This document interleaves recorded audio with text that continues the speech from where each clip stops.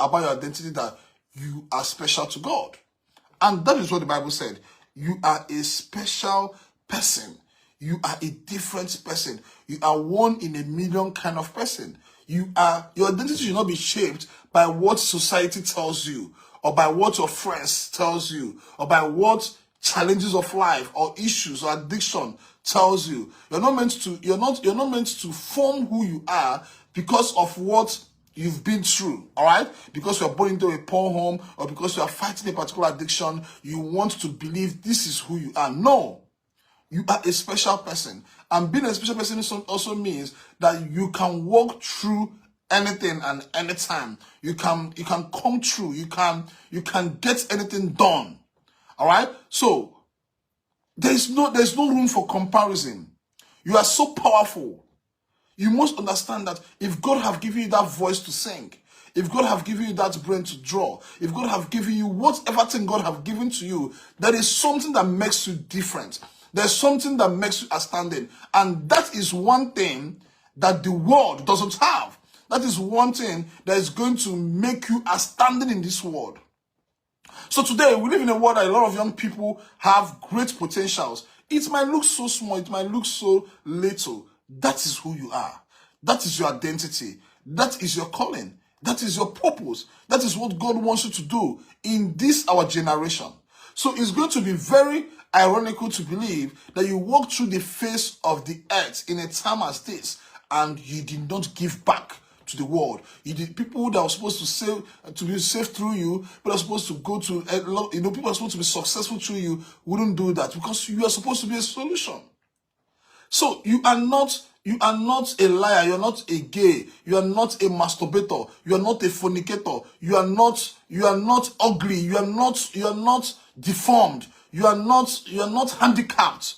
This is who you are. I've seen a lot of people we can tag as, I'm handicapped, but they have something great and powerful in them that the world will cherish.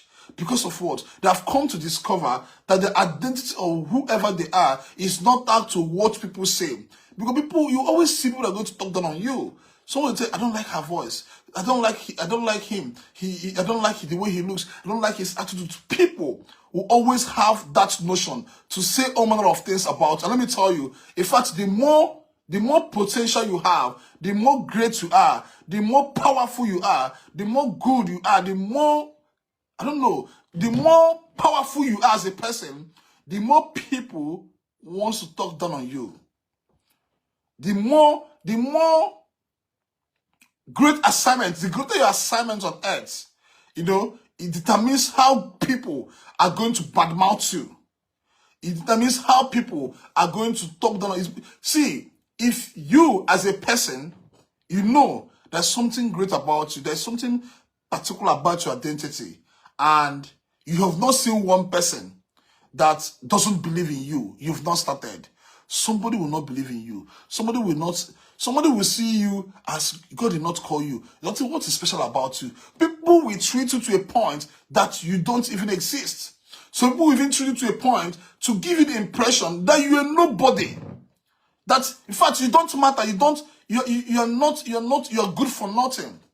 People will treat you to a point that you have to believe. Look at the life of David. He was anointed. He knew he was meant to be a great king of Israel. He knew as a young boy, he was anointed. The prophet came and anointed him. But yet, the one singular person that was supposed to push him to the next level, the one singular person that was supposed to give him that limelight, give him that opportunity to grow, was the same singular person that was chasing him around to kill him. And if you watch David did not go into depression. David did not go into, how will I put it? He did not go into a low self-esteem. He did not doubt his personality. He did not doubt his calling. He did not doubt what God wants him to do. What David did was that David channeled his relationship to God.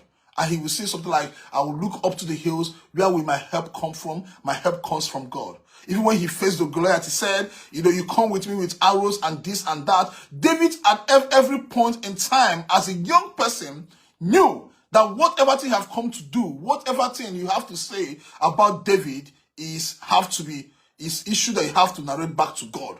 And David at every point in time will always bring God in the picture because he knew that he is a nobody, he is nothing without God being in the picture.